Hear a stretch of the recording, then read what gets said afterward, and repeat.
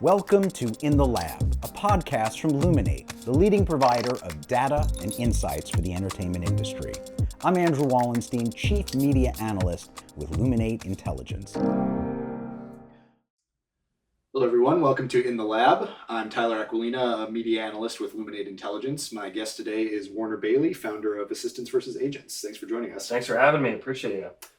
First off, I want to congratulate you. You recently launched your YouTube live show, an extension of the Assistants versus Agents brand. How's that going so far? It's been good, yeah. I just came here from one of our most recent episode. We had on Dave Grutman, amongst others in the music world. It's been fun. You know, it's been a new skill to learn. The live element is high pressure, but we're excited about the format, and we could talk about some of the reasons why. But yeah, it's been 2 episodes in and many more to go, hopefully. Yeah, awesome. To jump backward a little bit, can you, for those who may not be familiar, give us some background on Assistants versus Agents and, you know, how it started versus how it's going now? Yeah, and it's very different from how it started to current day, but I was an assistant at WME in the music department.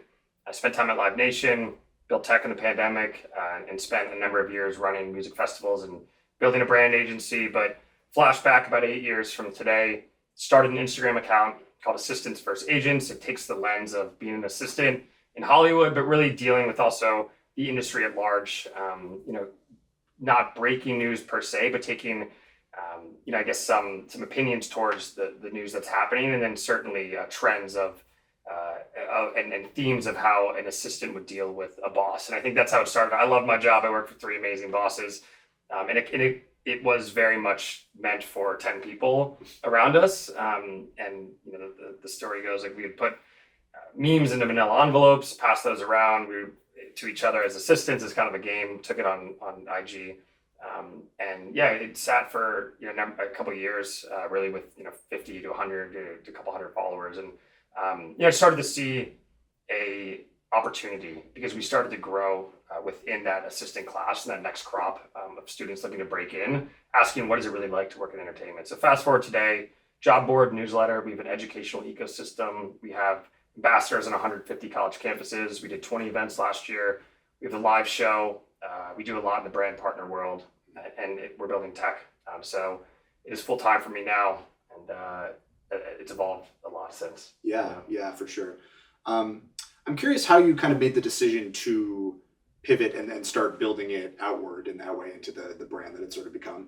Yeah, I mean, it was through a lot of small trials for different formats and different things that we had worked on. 3 years ago, I started a newsletter that was really aimed at early career entertainment professionals, which is what our cohort is, but also students, and thinking when I was a student trying to break into entertainment, I'd never been to LA, I had no connections to the industry, and there was no roadmap. There was one book, The Mail Room, which everyone reads, and some blogs, and at that point, and I think early podcasts for sure. But that was a purposeful effort to provide resources and tools and jobs at that point for the newsletter to that next generation. So that was a bet on, is this going to capture an audience that cares about the business side of it versus the entertainment?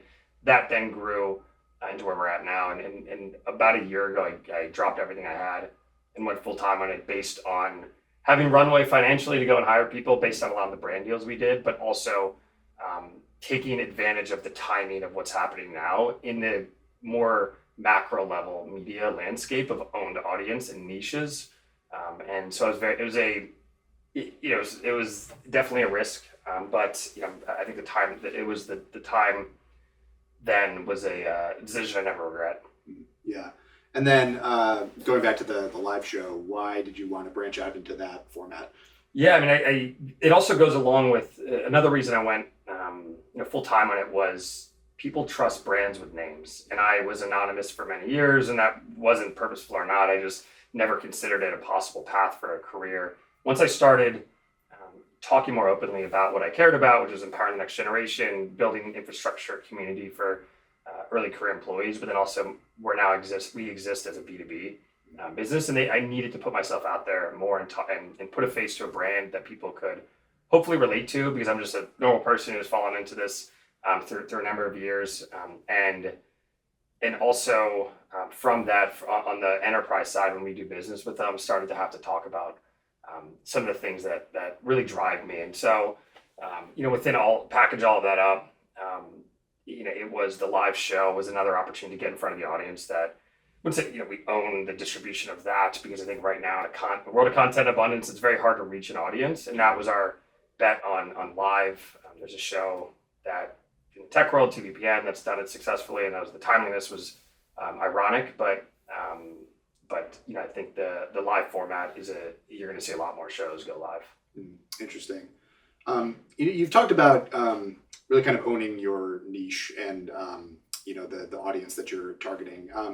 Can you talk about nowadays with the kind of content space that we have? I think you alluded to it already. It seems very necessary to own a very particular audience. What's been kind of your experience with that? Yeah, I mean, for me, it's all about authenticity. It is about staying true to the reason why I launched the account, or at least the cohort or community that we launched it within. And I was an assistant at that time. There's been opportunities to go and launch projects that I think could chase a lot more eyeballs. But for me, I care less about the vanity metrics of racking up millions of followers or millions of eyeballs. It's I care more about how engaged is the community and what value are they getting out of what we're putting out into the world, whether it be a book we're going to write, or this live show, or an event with Disney or Meta. Are those purposeful efforts to stay true to the niche and continue to go an inch wide, mile deep. And I care less and less as the days go on about chasing those mass metrics, because you can't compete right now with the amount of content out there. Right. It's about making quality content over quantity of people, or being able to buy the following, really. We stay true to all decisions we make based on the first 10 followers who followed it, is my ethos. Yeah, that's really interesting. You mentioned the job board that you guys operate as well. What are you guys tracking with that? Yeah, so within 3 years ago, we start in the newsletter, would put 10 open jobs. I would, and those would get an incredible amount of click through, and that was by far most engaged with content from that medium. So a year ago, a college student senior pitched me the idea of building out a full job board. I'd thought about it for a while, and we did it. I hired him on the spot. Since we launched about 4 months ago, 55,000 people applied. Now we're tracking to be doubling month over month for a couple metrics, including revenue for it, but also applications. And so it is, and we track a lot of data of what we see on the job board. But for us, that was another push into the world of providing opportunities in the industry, but also working with companies to help shine a light on the opportunities they have internally. So the job board for us has been a big success, and we plan to layer more tools around it, which we've already started doing. What are some of those tools? Yeah, resource docs and guides, writing a book. Cool. Yeah, and so it's not too public, but we're excited about that, and we'll talk about why at some point, I'm sure. But so we do interview test preps. We have ambassador program that we launched, as I said, 150 campuses. We have 30 WhatsApp groups of people in sub cohorts and subgenres of music, even, and people that are interested in gaming. We have a mentorship program, and that kind of all spun out of the job board, and seeing that people wanted some sort of roadmap or info about where the opportunity lies in the industry. I mean, we have some other things planned that we're excited about that will grow out of the job board, including we have a white label recruiting platform that we help bigger companies land jobs with top applicants. Okay. Are there any other ways in which the job board data that you're seeing impact your content decisions? Yeah, in a big way. And I think a lot of it is where we focused on, from a company standpoint, because we do exist B2B, we found a lot of opportunities were being applied for in the creator economy. So we made a conscious effort about 6 months ago to move towards interviewing, because we have also an interview series in our newsletter every Friday, interviewing more execs in the creator economy.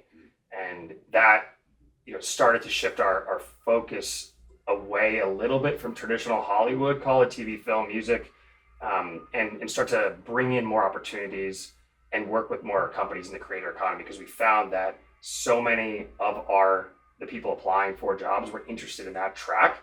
We now need to provide them the resources, the roadmap, the advice, the connection to the creator economy. So that was one. We just looked at a lot of data within our job board and trends. We're continuing to move up for those opportunities. So that came out of user interest in Exactly. the creator economy track. Yeah, exactly. Okay. I know you've brought some data points with you though that show kind of how more traditional industry jobs are sort of shifting in a creator-centric direction. Can you talk about that a little bit? Yeah, and I mean the world of traditional and new age media, they like to call us, have certainly fused, and that goes along with the trend of Madison Ave and Hollywood also coming together. And we talked on our show today about brands and talent, but for us, we did a data study, for this, found that 63% of traditional entertainment jobs reference some creator skill set, but only 15% of those were labeled as creator economy jobs. So we're finding that these traditional companies who are getting sometimes lapped by young startups who are focused more on the crossover between traditional and new age, and we'll talk about there's many ways that's happening now on the brand side as well. But they're essentially looking for creator economy like individuals and the skill sets without really knowing that they're hiring in for and competing with a lot of these creator first companies in digital.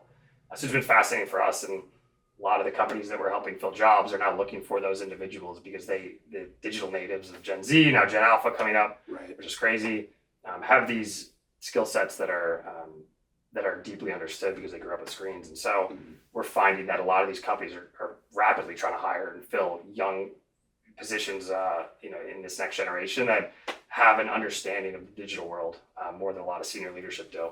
Right. I do want to highlight just a few of these specific data points here because it's fascinating to me. Among the jobs that are not tagged as creator economy roles, like you were saying, 53% still use creator economy language in the job description. 28% mention social media. 24% use the word creator.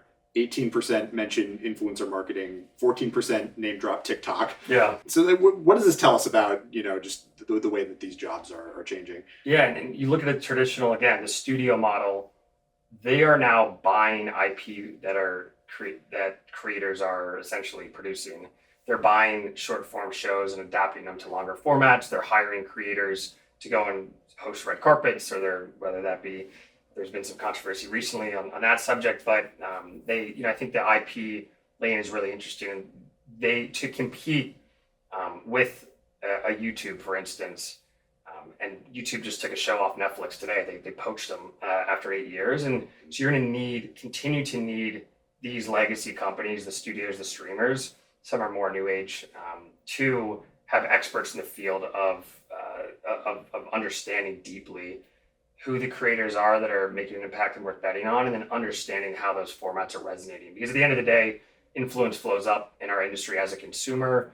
Gen Z, I call them more, the next generation decides what's important in culture. And if you don't have those people and you're not empowering that next generation internally, you're going to lose out on a lot of money at the end of the day, revenue, but also young talent as well, if you're not willing to take some bets in the creator economy. So I think those lines have blurred, and there's a lot of young people doing cool stuff there. Yeah. How aware do you think these traditional companies are of that? Because it feels like there's a certain amount of playing catch up that's going on, just in terms of trying to figure out how to blend the traditional approach with this kind of creator-centric approach. Yeah, extremely aware. And I think now a lot are overpaying for properties, for IP, to just say that they're in the creator economy, or had lost out on some opportunities early on that they might regret. That's especially, I can think of an example of Amazon buying a short form scripted show from a creator who I love, Adam Faze, from Gymnasium, Girl Room.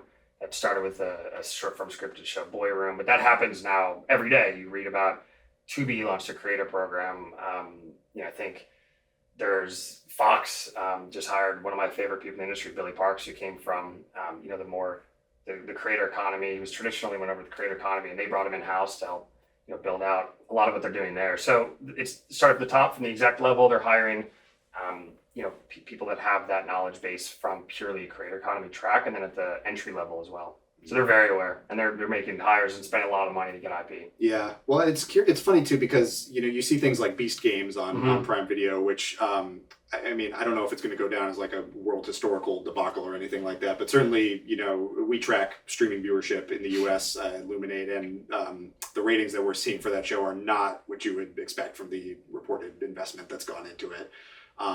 So it's strange to see I don't know, studios just trying to get in on this gold rush, but not maybe necessarily knowing the right way to do it. Yeah, I think those deals often, not saying Beast Games, but more broadly, those deals can backfire because when you are a traditional, say, studio or streamer and you're acquiring IP that has a certain voice and sense of authenticity on a certain platform, like TikTok, like YouTube, and YouTube's a perfect example there for Beast Games, having to then adapt it to a different format, it might not always hit. And so that was another reason why we decided to launch our live show. We've been pitched by everyone to go do a TV show, New Age Entourage, when is it coming? Would love to do it, and we will one day. But for us, it was like, how can we control our narrative and sense of authenticity? And you're going to start seeing a lot of those deals, and they are backfire for both the creator and the studio, because the creator then can lose an audience because they're saying they had sold out or whatever to make some money, but then lose what made that so unique and special to their audience. Right. To kind of go back to the entry level side of it, how necessary do you think it is to have creator skills, or how much can that help when starting out in the business nowadays versus 10 years ago, say? Yeah, again, like you have to, and I think you have to have some in many respects. Of course, if you're doing something like we're launching a tech company, and we have our engineers are not required to be scrolling TikTok all day, and hopefully they're not. But we certainly in entertainment, you need to have your ear to your ear to the ground on what is not only changing culture, but what is the culture. At the end of the day, that is social first content, and I think that is what is affecting a lot of the trends of pulling people away from more traditional platforms. And so it's extremely important. And at least, the advice that we do interviews every week. Now we're doing 3 on our live show a day, or every week on Wednesdays. But what I hear time and time again is that in the hiring process from these execs, like they really want to know, like, how much do you understand about where this industry's headed versus just rinse and repeat? Let's hire the same type of people we have for 20, 30, 40 years. Right. How can you bring change positively to our bottom line, or again, to acquiring interesting things that will resonate? So it's extremely important. At least the knowledge and understanding of it is. Yeah. One other data point that you guys found on your job board that I wanted to make sure we hit, I think it was the median salary for roles requiring creator economy skills is much higher than those without creator economy skills. What do you make of that? Again, there is a limited crop of talent that are interested in the traditional lens, but also have a mastery of some sense of digital. They may be digital natives, but not in a business sense always.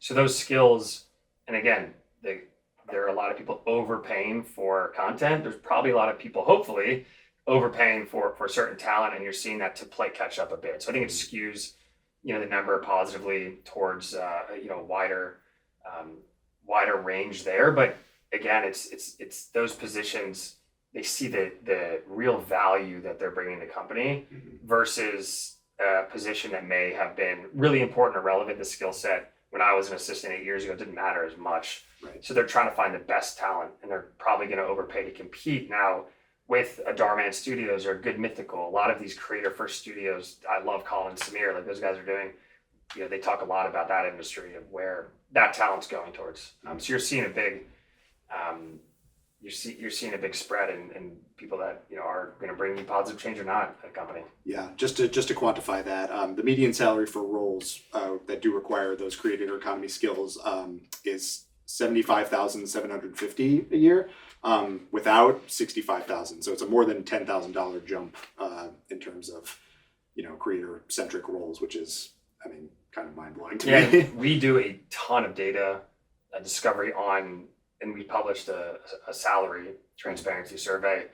The average salary in entry level assistant was $47,000. I think it $65. And so those numbers are great. And I saw someone complaining the other day about the LA Chargers hiring a social media coordinator for $60K, and my comment was like, just wait till you see every entertainment industry like entry role. I think I was making $39K when I first got in, and like so those numbers are pretty solid actually, and which could surprise people outside the industry. Yeah. But that spread is real, and like I think people are trying to get the best talent right now. Mm-hmm. You've spoken in other interviews about how you believe there are kind of more ways into working in entertainment now than there ever have been. But you have to be flexible in your definition of what entertainment is.